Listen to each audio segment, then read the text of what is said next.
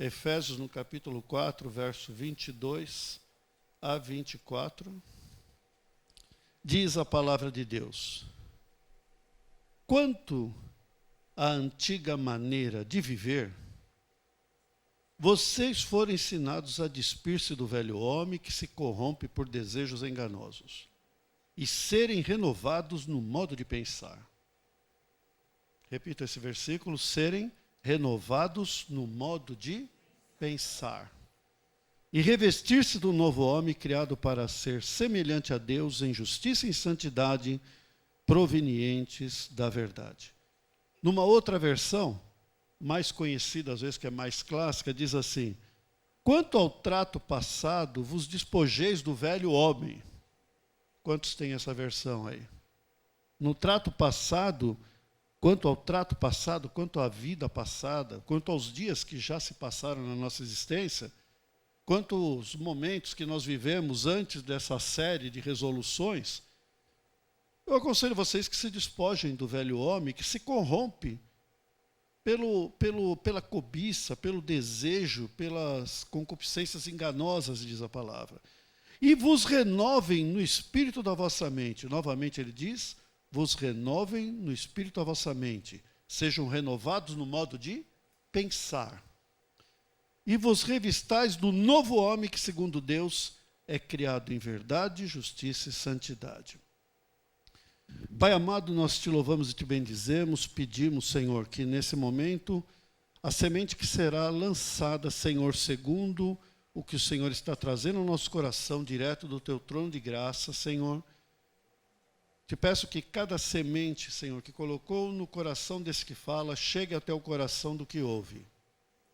Aqui presencial, ou em suas casas, online, mas eu te peço que essa semente chegue no coração e gere frutos, frutos existenciais, frutos para uma vida plena, frutos que alegrem o teu coração, Senhor. Nós repreendemos toda ação do maligno de interferir nessa comunicação e no plantio dessa semente em cada coração, no nome de Jesus. Amém. Após 6 semanas, pessoal, trabalhando nessa questão de decisões, de resoluções, não foi muito tempo, mas foi o suficiente para que nós tivéssemos algumas diretrizes para a nossa vida. Poderiam ser somente 6, se fosse uma, mas sempre foi agregado alguma coisa, e de repente tiveram outras resoluções, mas não passaram talvez de uma dúzia de resoluções e de decisões. Nós fomos motivados nesse tempo aí a resoluções que tomamos com relação a romper com o pecado. Nós temos nesse tempo aí resoluções com relação a buscar ter um novo coração, a cuidar desse coração, porque dele saem todos os caminhos da vida, ter tempo para estar se alimentando com a palavra de Deus, com a oração, bons relacionamentos, perdoar, um princípio fundamental, são alicerces da vida cristã. Alicerces: novo nascimento, novo coração, leitura, oração, relacionamentos, perdão. Sem isso, nós não conseguimos sequer viver, iniciar uma caminhada cristã propriamente dito. Porém, nós temos muito mais resoluções a tomar no dia a dia. Isso aí dá os parâmetros básicos. Isso daí nos fala a respeito de alicerces, fundamentos, bases sólidas. Mas nós temos muito mais decisões.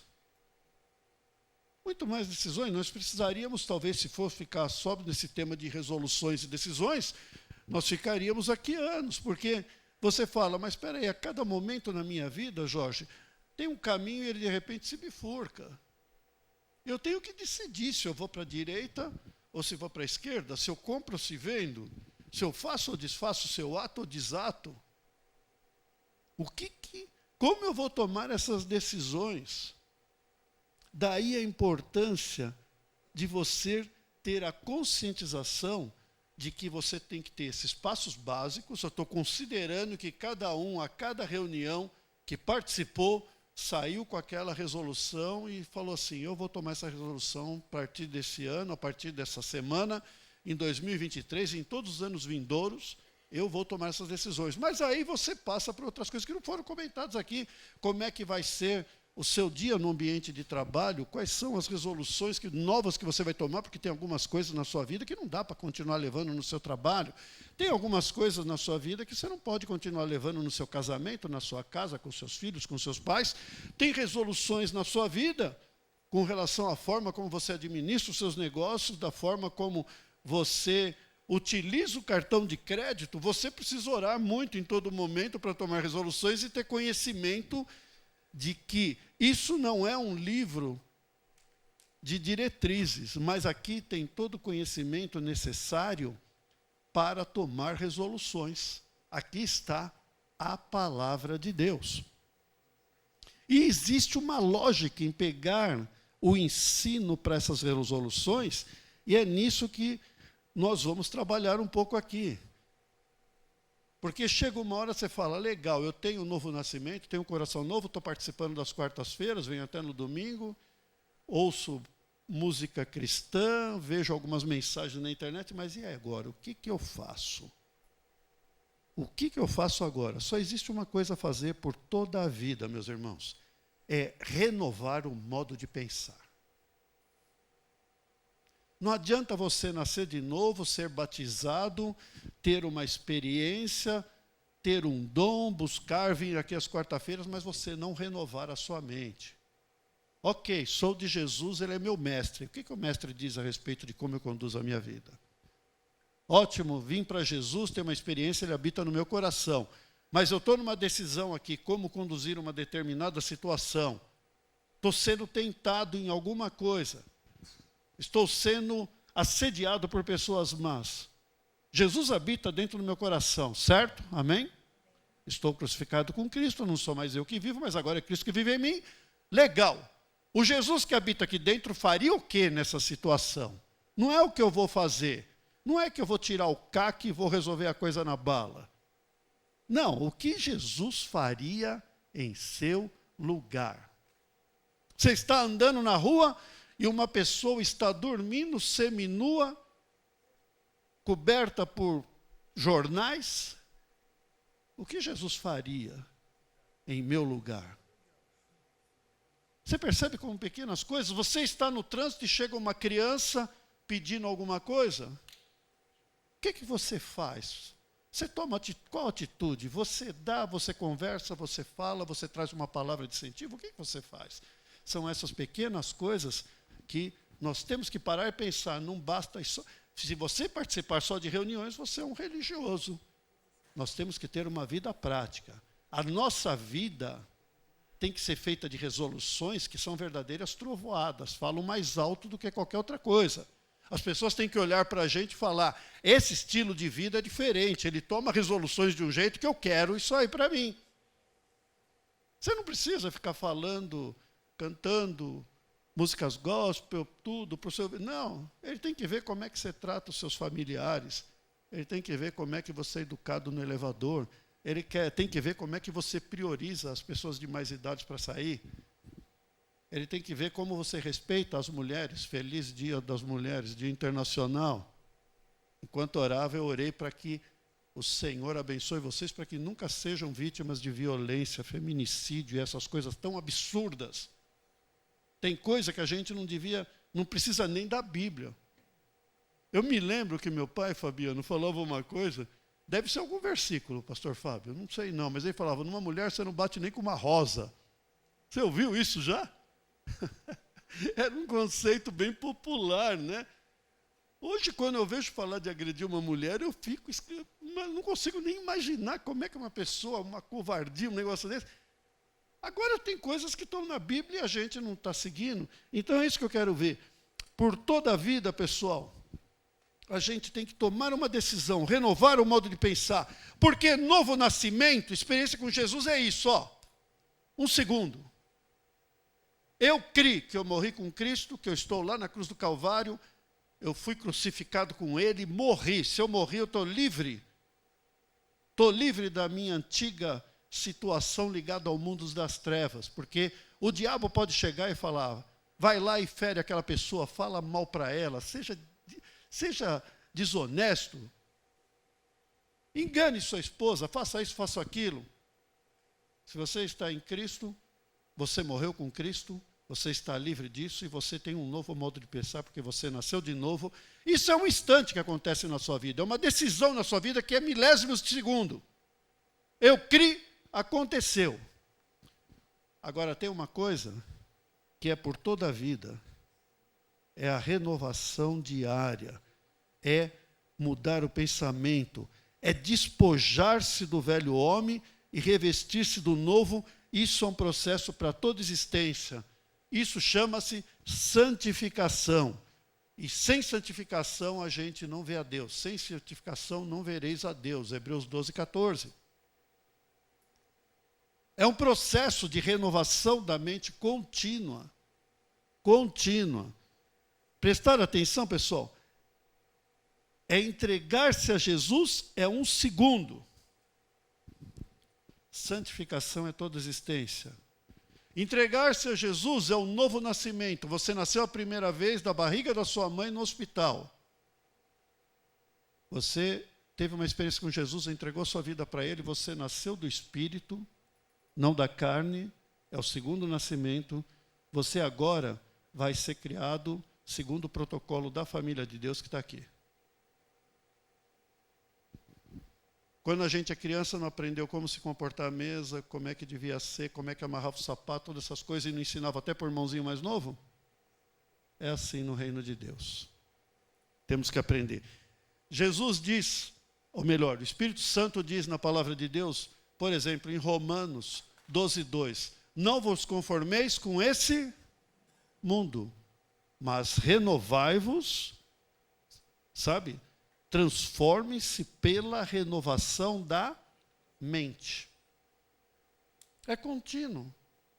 É um movimento contínuo, meus irmãos. Lá em Efésios, no capítulo 4, verso de 11, 12, diz assim que tem muitas pessoas que foram chamadas, escolhidas para nos abençoar. Apóstolos, profetas, pastores, sabe, evangelistas, mestres, todas para nos aperfeiçoar. Com qual objetivo? O objetivo de Efésios 4,13, a fim de que nós cheguemos a estado de pessoa madura. A fim de que nós cheguemos à plenitude de Cristo. Não é coisa de um dia. É coisa de uma vida. Hoje você aprende uma coisa, amanhã você aprende outra, e você vai assimilando, e você vai falando, o que eu preciso mudar na minha vida? O que eu preciso mudar na minha vida? O que eu tenho aqui nessa área está bom, beleza, está de acordo com a palavra, eu mantenho. Não está, eu mudo. Eu mudo.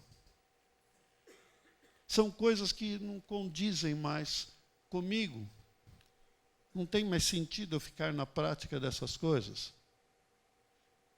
Não tem mais sentido. A oração do Pai Nosso nos mostra que nós estamos em contínuo aperfeiçoamento. Jesus nos ensinou a pedir para o Pai que não nos deixe cair em tentação.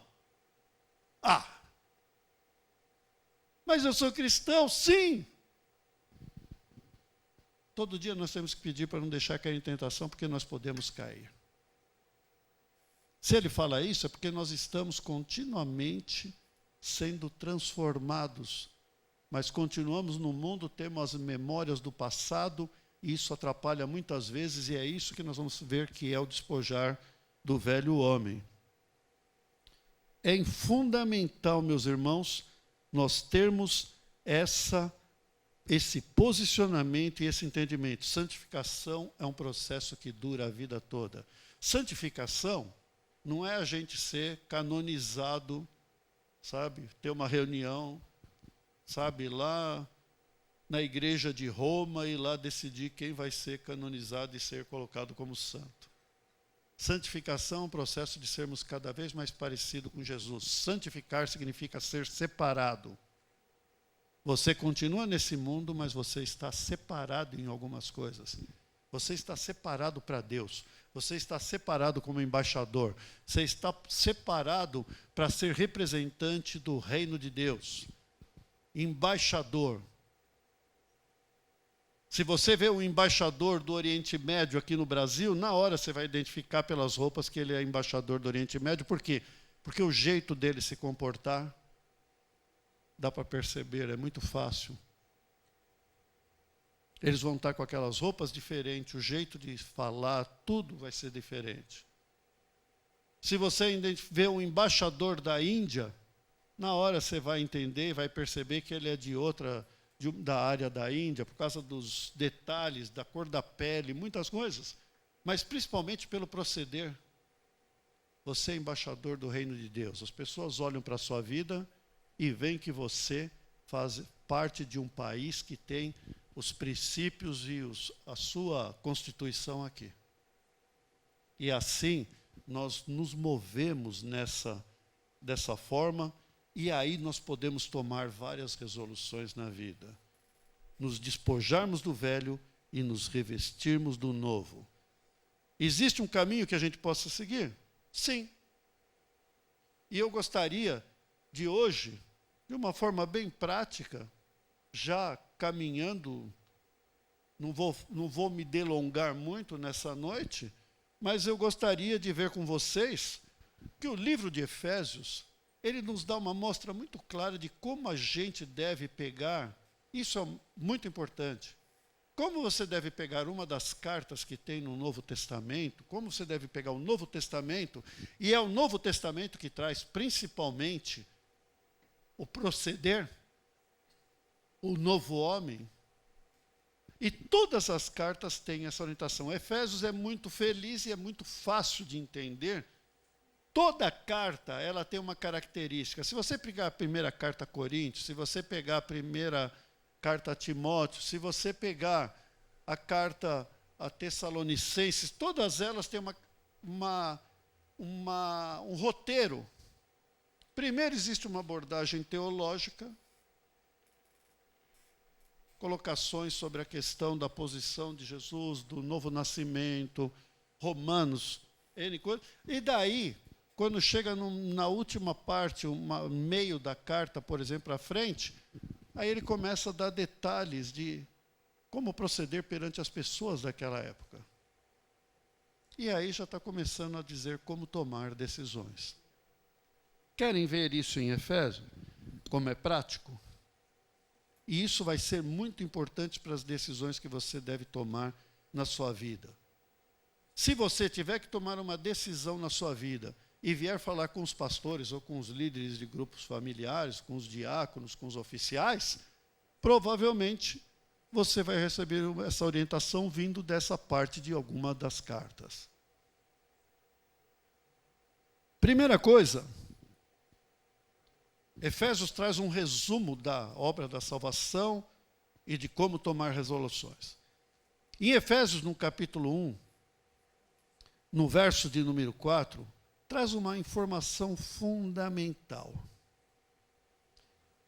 Diz assim o texto, Efésios 1, 4. Assim como nos escolheu nele antes da fundação do mundo. Antes da fundação do mundo, Deus nos escolheu nele. Você está sentado aqui, mas Deus, Ele é eterno. E na eternidade não tem contagem de tempo. Na eternidade as coisas acontecem tudo simultaneamente. Deus estava na criação do mundo, mas ao mesmo tempo Ele já estava, nesse momento aqui, você ouvindo e Ele vendo. Deus está, Ele é eterno. Não tem ontem, nem hoje, nem amanhã. Ele é, simplesmente Ele é.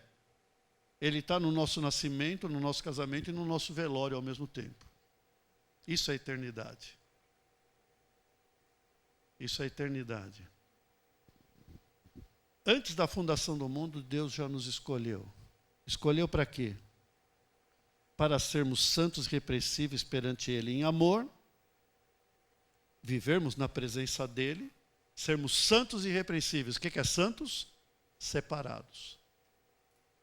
separados. Irrepreensíveis não é que você não vai errar. Você continua humano, mas você vai ter tantos padrões do reino que você vai agir com um padrão básico que vai ser irrepreensível. E nos predestinou para Ele, para a adoção de filhos por meio de Jesus Cristo. Primeira coisa importante que a gente vê do aspecto teológico de tudo que a gente ouviu aqui nessas 6 semanas é a introdução nossa no reino de Deus. Nós fomos todos escolhidos para sermos filhos por adoção. Adoção. Nós fomos adotados por Deus. E isso aconteceu por meio de Jesus. Como acontece isso? Só acontece, lembra, cada vez eu falo, tudo só existe por causa da cruz do Calvário. Depois do pecado, todos nós nascemos separados de Deus. O pecado faz separação entre nós e Deus. Nós nascemos filhos, isso é muito duro de falar, mas nós nascemos, no primeiro nascimento, nós nascemos filhos ligados ao reino das trevas. Mas aquela criança tão bonitinha nasce, e quando ela nasce da barriga da mãe, eu sou obstetra, já fiz 5.000 partos aproximadamente, e todas as vezes eu penso lá, sabe? Caramba, né? Acabou de nascer, está chorando, eu falo, você precisa nascer de novo, amigão. Princesa, você precisa nascer de novo, não vai adiantar nada, viu? E realmente é. Essa criança começa a crescer no meio de uma família cristã e, de repente, com 1 aninho e meio, ela já está mentindo. Quem ensinou? É a natureza dela. Jesus, no capítulo 8 de João, fala assim, vocês têm por pai o diabo, porque ele é o pai da mentira. E todos já nascem mentindo, proferindo mentiras, diz a palavra de Deus. Então a gente precisa passar por esse processo. Ele nos escolheu para adoção. Mas ele podia adotar a gente se a gente já tinha um pai? Tem cabimento eu chegar agora para o Fabiano e falar, olha, eu vou adotar suas 2 filhas, são lindas, agora elas vão ser minhas filhas. O que você acha, Fabiano? Você ia deixar? De forma alguma, né? Por quê? Porque ele é pai. E a gente tinha por pai o pai da mentira, Satanás. Precisou Jesus morrer por quê? Porque quando morre com Cristo, o filho não pertence mais ao pai. Deixou de existir. E quando ele nasce com Cristo, pela ressurreição dele, juntamente com ele, a gente ganha uma nova identidade. Aí a gente ganha filho de Deus. O antigo pai não foi reivindicar, o diabo não quis mais saber do filho. Ele morreu, o que eu vou fazer? Eu usava ele só para prejudicar as pessoas. Era um escravo na minha mão. Vivia para pecar. Agora ele morreu, não me interessa mais. Aí Jesus ressuscita e fala, beleza, esse nasceu comigo, ele toma consciência disso. Deus pega e fala, esse é meu filho. Coloca o nome no livro da vida, que é o nome dos filhos dele lá no cartório celestial. Se você experimentou seu novo nascimento com Jesus Cristo, na ressurreição dele, teu nome está no livro da vida. Teu nome está lá registrado nos cartórios celestiais. Somos filhos por adoção. Esse é o amor de um Deus tremendo. Segunda coisa, como aconteceu isso? Como é o processo de entrar na família? Vamos aqui para o capítulo 2. No verso de número 1, ele fala como é que era a nossa vida desde que nascemos. É exatamente aquilo que eu estava comentando há pouco. Isso aqui, ó, a gente vai repetindo, mas é a Bíblia que vai colocando para a gente assimilar bem isso aqui. A repetição é importantíssima para que a gente possa entender. Em Efésios, no capítulo 2, verso 1, o que está escrito? Ele nos deu vida, estando vós mortos em vossos delitos e pecados. Jesus nos deu vida através da sua morte e ressurreição, estando nós mortos em nossos delitos e pecados. Quando a gente tem uma natureza só, quando a gente nasceu de novo, quando a gente nasce, primeiro nascimento, na carne, nós vivemos em delitos e pecados. Podemos ser socialmente aceitos. Podemos ter uma boa lapidação na família ou na escola. Podemos ter toda a etiqueta do mundo e até levantar o dedinho na hora de pegar uma xícara de café, assim. Super elegante. Mas, por dentro, coração mau e perverso, que vai conduzir somente para o pecado.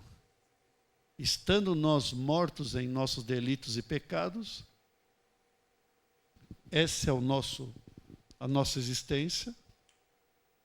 Essa é a nossa existência. Mesmo tendo nascido numa igreja cristã, com pais cristãos, você nasce e precisa ter uma experiência. Isso aí vai acontecer quando criança, mais raramente, quando adolescente, quando jovem, quando adulto. No meu caso foi quando eu tinha 20 anos de idade, no segundo ano da faculdade, eu contei para vocês já disso daí. Foi a hora que eu percebi que, miserável homem que eu sou, o bem que eu quero fazer eu não faço, o mal que eu não quero, esse eu faço.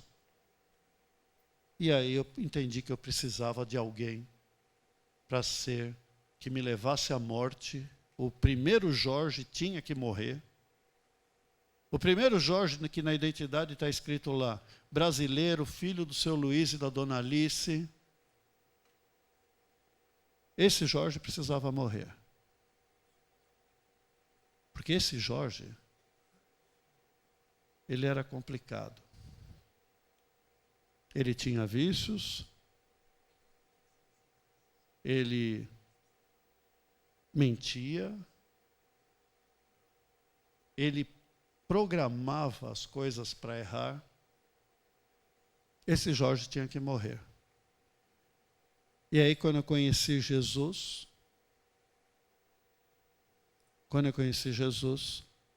eu entendi que esse Jorge estava crucificado com ele na cruz. Não sei se eu contei para vocês, mas eu estava no centro do professorado paulista, ali na Vergueiro, e o pastor Antunes, talvez a maioria aqui que vem à noite na quarta nem o conheça, mas o pastor Antunes, ele disse assim, olha lá na cruz, fecha os olhos e veja aquela cruz. Você está vendo o rosto de Jesus? Agora presta atenção, não é o rosto de Jesus que está lá, é o seu rosto que está lá. E eu me vi na cruz com Cristo. E naquela hora parece que eu tomei posse daquilo lá, que parecia que o mundo estava girando em torno de mim. E aí começou a obra de Deus na minha vida. E depois eu entendi que eu tinha ressuscitado com Ele. E aí eu ganhei uma nova identidade. Jorge Luiz Mantuan, natural, regiões celestiais, filho, filiação, Deus, irmão mais velho de Jesus Cristo, profissão, médico para viver na terra, mas a verdadeira profissão que vem nessa outra identidade agora é embaixador de Cristo. E eu tenho que tomar resoluções de mudar minha vida para que as pessoas vejam que eu sou embaixador. Vejam que eu sou embaixador. Porque sabe o quê? É isso que dá paz na vida da gente. Depois de ter uma experiência com Cristo, errei muito. Errei por falta de conhecimento, por não ter lido toda a palavra, não seria possível assimilar tudo isso de uma vez. Muitas vezes errei por falta de conhecimento, muitas vezes errei por não fazer a oração do Pai Nosso. Me livra do mal, Senhor. Coloca o pão de cada dia na minha mesa. Quantas pessoas que não pedem para Deus colocar o pão na mesa, e você vê nesses dias que estão indo para o furto para conseguir pôr o pão na mesa da família. Se não for a misericórdia do Senhor, eu peço todo dia, Senhor, me coloca o pão nosso de cada dia na minha mesa. O fato de eu ser médico não quer dizer nada. Tinha um monte de médico lá na Turquia, no terremoto, que hoje não tem água, não tem o que comer, não tem o que fazer e não tem casa. É a misericórdia do Senhor. É a misericórdia do Senhor. Coloca o pão na minha mesa, Senhor. Me livra do mal. Não me deixa cair em tentação. Ser embaixador precisa muita conexão com o escritório central, o trono de Deus, e tomar as resoluções certas. Verso 3. Entre os quais também todos nós andamos, Paulo falou, não foram só vocês, todos nós. Seguindo a inclinação da carne, fazendo a vontade da carne, dos pensamentos, era por natureza filho da ira e também os demais. Mas Deus, sendo rico em misericórdia, misericórdia é Deus dando tudo a todos que nada merecem. Alguém merecia alguma coisa de Deus aqui? Por merecimento? Quando você estava na angústia, que você não via o fim do túnel, não via a luz do final do túnel, quando você não tinha esperança, quando você estava no meio da tempestade e você conheceu Jesus, ou então você teve uma manifestação de Deus na sua vida, por acaso você tinha feito tudo certo naquele dia? É a misericórdia. Deus sendo rico em misericórdia, por causa do grande amor com que nos amou, e estando nós mortos em nossos delitos, desde a barriga da nossa mãe, desde o nosso nascimento na maternidade, num determinado momento da nossa vida, Ele nos deu vida juntamente com Cristo.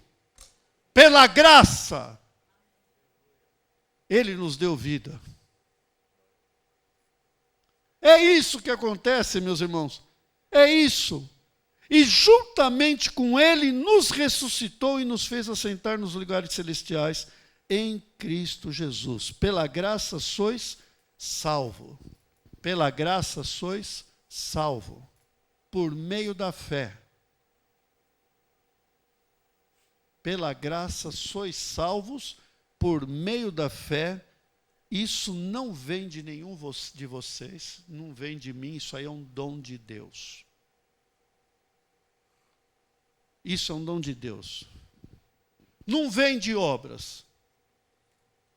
Não adianta você ser político, não adianta você ser muito rico, não adianta, você não compra. Você não compra a filiação de Deus. Você pode ter todo o dinheiro do mundo e querer comprar a filiação de Deus ou comprar um terreno no céu. Esquece. No entanto, Deus, pela misericórdia, vai lá na penitenciária e vê uma pessoa ajoelhada lá dentro da cela pedindo: Deus, tem misericórdia de mim. Eu pequei, eu perdi tudo na vida. Eu choro de arrependimento. Eu não consigo apagar meu passado. Mas, Senhor, tem misericórdia de mim. E Deus ouve e dá um coração novo para aquela pessoa, leva ele a morrer com Cristo. Leva ele a morrer com Cristo. E aí surgem grandes filhos de Deus dentro da penitenciária. Sabe por quê? Porque são pessoas que não têm mais nada onde se agarrar. Aqui fora você tem banco, você tem hospital, você tem dinheiro, lá dentro não tem nada. Lá dentro você não tem nada. Teve um paciente meu de 20 anos, universitário, trabalhava na empresa do pai, foi numa balada de baile funk, tá? Trabalhava, tinha um salário, foi numa balada de baile funk, se envolveu com uma moça que aparecia toda hora na internet, que ela desmaiava de tanto álcool e droga, com aparência de 18 anos, mas era menor de 14. E não sei, a mãe ficou bronqueada com ele, abriu queixa-crime de abuso de incapaz. Ele foi para a penitenciária, direto, em flagrante, foram buscar na casa dele, acabou a vida universitária, acabou a vida de trabalho, acabou tudo. Não tem mais nada, vivia no meio das pessoas, tinha crise de asma e não podia tomar remédio, eu tinha que autorizar lá a receita. Esse jovem saiu, de ir lá um dia por causa de bom comportamento para o dia de Natal, ele falou, para lá eu não volto mais. Eu cuidei dele desde criança. E ele teve um acidente em alta velocidade, que ele sabia que ia voltar. Para mim, ninguém tira isso da minha mente. Ele teve um acidente em alta velocidade na Marginal e morreu. 20 anos de idade.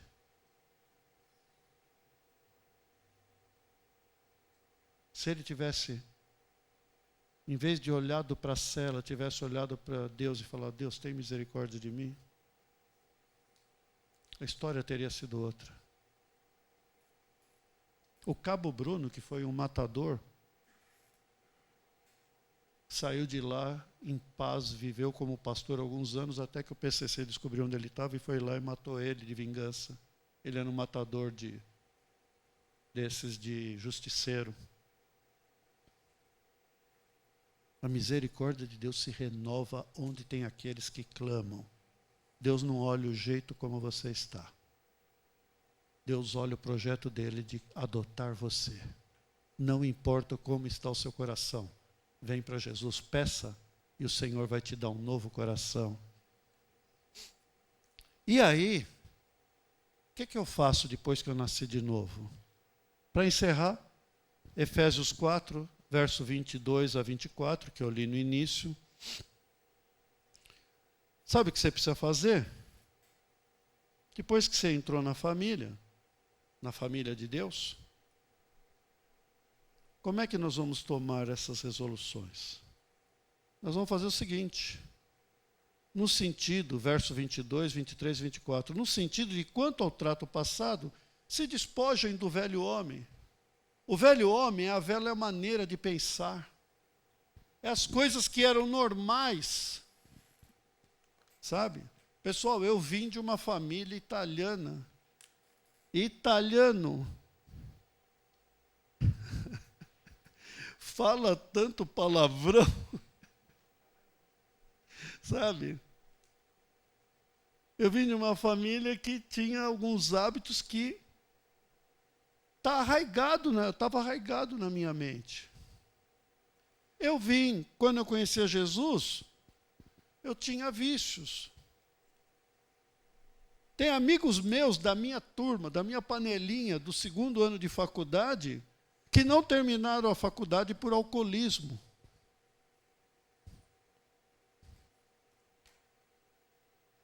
Metade da minha turma usava droga na faculdade.